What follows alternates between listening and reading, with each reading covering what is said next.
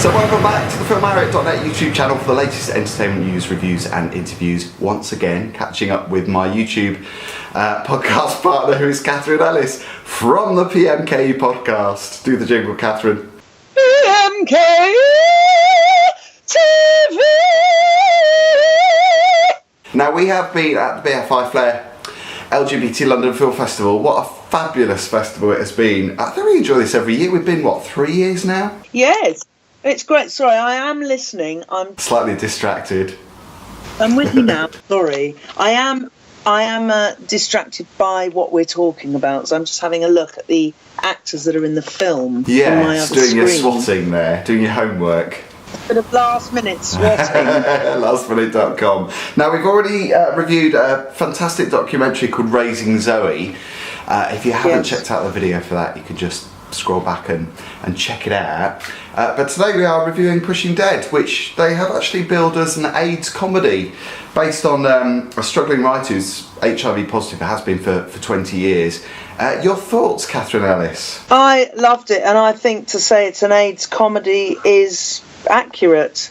It stars James Roday, I think that's how you pronounce it, Roday, as the artist who's a struggling sort of writer and comedian. Yeah, he plays Dan. I didn't realise it was in Dukes of Hazzard, the movie.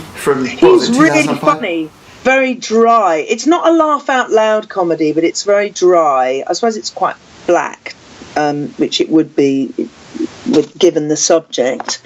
But it also stars fantastic actor Danny Glover, who plays his boss. He was in, he's been in a lot of films, but Lethal Weapon probably is the film that everybody knows him from. He's done Colour Purple and all these big blockbuster movies. I think this is a bit of a change for him, because it's kind of like an American indie movie, which I'm guessing is quite low budget. Yeah, I suppose.